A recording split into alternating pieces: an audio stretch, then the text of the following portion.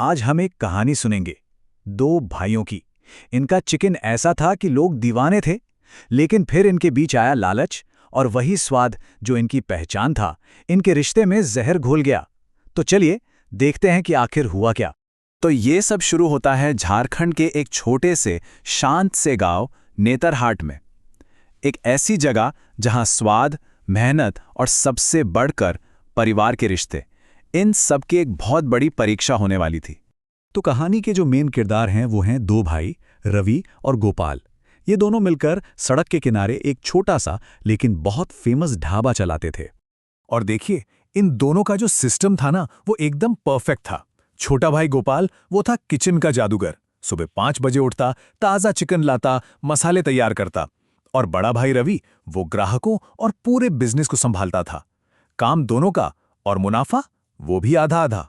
असल में इनकी ये जो कामयाबी थी ना, वो इनके पिता की एक आखिरी सलाह पर टिकी हुई थी। उन्होंने जाते जाते कहा था कि कुछ भी हो जाए, दोनों भाई हमेशा साथ मिलकर काम करना, कभी अलग मत होना। और सालों तक सब कुछ बिल्कुल बढ़िया चलता रहा। लेकिन जैसे जैसे ढाबा और मशहूर होता गया, पैसा आने लगा, तो कहानी में एक नई चीज ने एंट्री ली, और वो था लालच। अब हुआ ये कि दोनों भाइयों की शादी हो गई और यहीं से कहानी ने मोड़ लिया। रवि की जो पत्नी थी अंजलि, उसने रवि के कान भरने शुरू कर दिए। वो बार बार पूछती कि भाई तुम इतनी मेहनत करते हो तो अपनी कमाई दूसरे के साथ क्यों बांटते हो। और जानते ही हैं, ऐसी बातें जब रोज रोज कही जाए तो असर तो करती हैं। धीरे धीरे रवि के मन में भी यही बात घर कर गई। उसे लगने लगा कि सारी मेहनत तो मेरी है, लेकिन पैसा 2 हिस्सों में बंट रहा है। जो भाई कभी उसका पार्टनर था, अब उसे बोझ लगने लगा था। तो अब हम कहानी के उस हिस्से में आते हैं जहां ये छोटी मोटी जलन और शिकायत एक बहुत बड़ी सोची समझी साजिश में बदल जाती है। देखिए, रवि ने जो प्लान बनाया वो कितना शातिर था। पहला कदम, उसने चुपके से गोपाल की बनाई चिकन करी में जरूरत से ज्यादा नमक और मिर्च डाल दी। दूसरा कदम, ग्राहकों के सामने ही गोपाल पर चिल्लाना शुरू कर दिया कि तुमने खाना खराब कर दिया है। और तीसरा और सबसे घटिया कदम, इसी बात को बहाना बनाकर अपने सगे भाई को बिजनेस से ही बाहर निकाल दिया। बस इन कुछ शब्दों ने सब कुछ खत्म कर दिया। वो साझेदारी जिसे उनके पिता ने इतने प्यार से बनाया था, एक झटके में टूट गई। लेकिन गोपाल वो टूटने वालों में से नहीं था। उसने हिम्मत नहीं हारी। उसकी पत्नी ने उसका पूरा साथ दिया, अपने गहने तक बेच दिए, और उन्हीं पैसों से गोपाल ने एक छोटे से ठेले पर फिर से बिल्कुल जीरो से अपना काम शुरू किया। उधर रवि को अब पूरा ढाबा मिल चुका था, लेकिन कहते हैं ना, लालच की कोई सीमा नहीं होती। उसका मन अभी भी नहीं भरा था। उसे और पैसा चाहिए था, और ज्यादा। और यहां पर दोनों भाइयों के रास्ते एकदम अलग हो जाते हैं। एक तरफ था गोपाल, जो अपने छोटे से ठेले पर ईमानदारी से मेहनत करके इज्जत कमा रहा था, और दूसरी तरफ था रवि, जो पैसा तो कमा रहा था, लेकिन अब उसे अपने ही भाई की छोटी सी दुकान से भी डर लगने लगा था। और इसी लालच की आग में घी डालने का काम किया रवि के एक पुराने दोस्त ज्योतिष ने। उसने आकर रवि को एक शॉर्टकट सुझाया, एक ऐसा धंधा जिससे वो रातों रात 3-4 और ढाबे खोल सकता था। बस 1 महीने की तो बात थी। और रवि वो इस लालच के आगे टिक नहीं पाया। वो मान गया।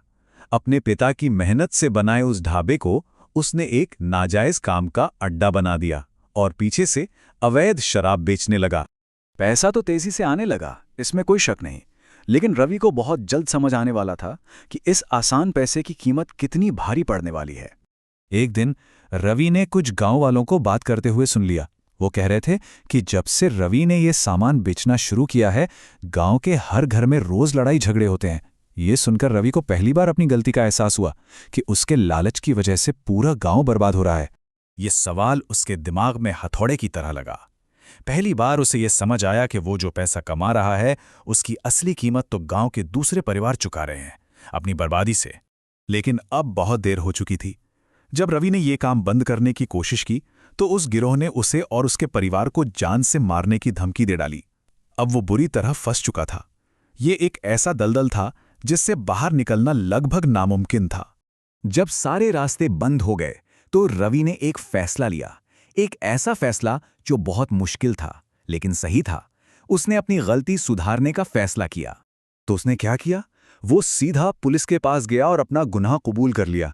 साथ ही पूरे गिरोह का पर्दाफाश भी कर दिया। उसे 1 साल की जेल हुई, लेकिन जब वो जेल से बाहर आया तो गांव वाले उसे ताने मार रहे थे। तब गोपाल, उसका छोटा भाई, उसके लिए ढाल बनकर खड़ा हो गया। उसने सबके सामने रवि का बचाव किया और बस उसी पल दोनों भाइयों ने एक दूसरे को माफ कर दिया और फिर से एक हो गए।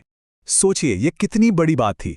गोपाल ने सबके सामने कहा कि हाँ, मेरे भाई ने गलत काम शुरू किया था, लेकिन ये भी तो देखो कि उसे खत्म भी उसी ने किया। उसी की वजह से सारे अपराधी पकड़े गए। ये होती है भाई की वफादारी, उस भाई के लिए जिसने कभी उसे धोखा दिया था। और इस तरह कहानी वहीं आकर खत्म हुई जहां से शुरू हुई थी। दोनों भाई एक बार फिर साथ थे, कंधे से कंधा मिलाकर अपना ढाबा चला रहे थे। और इस बार उनका बिजनेस सिर्फ स्वाद पर नहीं, बल्कि ईमानदारी और भरोसे पर खड़ा था।